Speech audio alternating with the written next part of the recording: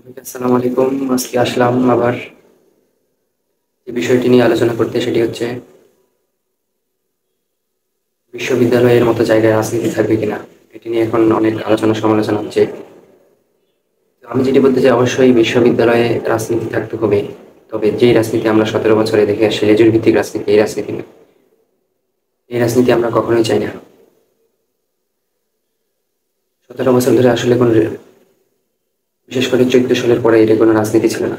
এটি একটি ফ্যাসিস্ট একদলীয় শাসন ছিল। ওই রাজনীতি আমরা চাই না। বিশেষ করে 90-এর পর থেকে যে গেস্ট রুম কালচার, আমার ইচ্ছা নেই এই সংগঠনের সাথে যাওয়ার, তবুও আমাকে জোর করে যেতেই হলো একটি হলের সিট পাওয়ার জন্য, হলে থাকার জন্য। এই রাজনীতি আমরা চাই না। রাজনীতি থাকবে, সব দল থাকবে, যার যার ইচ্ছা হবে সে রাজনীতি করবে, যার ইচ্ছা হবে না সে রাজনীতি করবে না। কিন্তু কেউ কাউকে জোর করতে পারবে না। যারা রাজনীতিবিদ আছে সবাই শুধু নেতা হইতে চায়, কর্মীদের প্রতি আসলে কারো ভালোবাসা নেই। জোরবোধক হলে থাকতে হবে, কর্মীদের দেখলেই সালাম দিতে হবে, একবার সালাম না দিলে আবার গেস্ট রুমে গিয়ে চড় মারবে।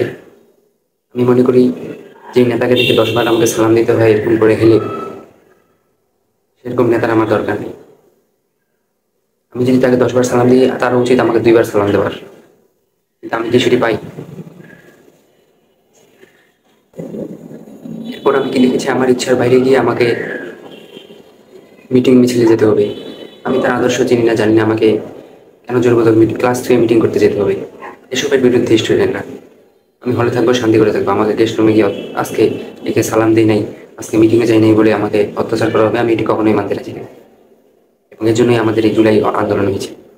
এই জন্যই আমরা শেখ হাসিনাকে মতো ফ্যাসিস্টকে ফেলেছি। আমি চাই ক্যাম্পাসে থাকবে যেই রাজনীতি ক্যাম্পাসে শিক্ষানীতিকে উন্নত করে না, যে রাজনীতি মানুষ মারা রাজনীতি, সেই রাজনীতি থেকে আমরা মুক্ত হতে চাই।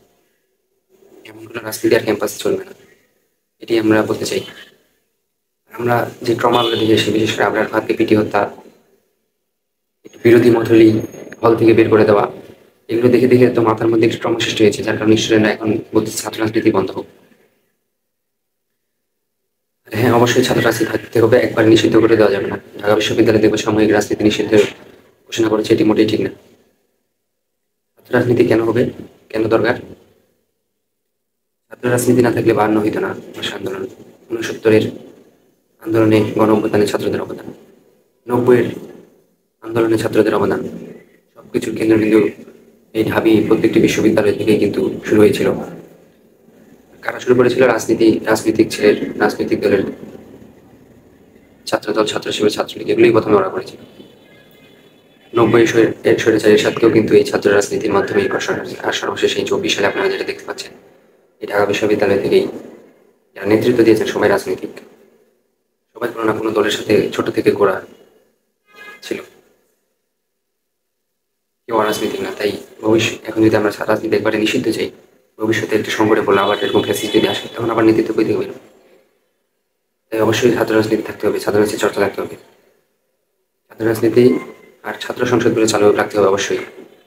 প্রত্যেক শিক্ষার্থীকে তাদের বিশ্ববিদ্যালয় কলেজগুলোতে যাতে প্রশাসনকে এটি নিয়ে চাপ দেওয়া হয়, বর্তমানে না, এখনই চাপ দেওয়া যাবে না।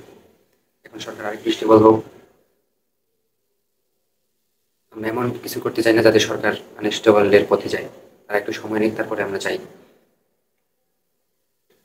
তবে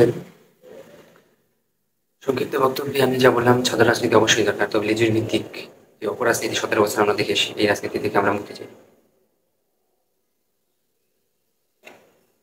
ছাত্র রাজনীতি অবশ্যই থাকতে হবে। এবার আজকে এই পর্যন্ত কথা শেষ করছি। সবাইকে আসসালামু আলাইকুম।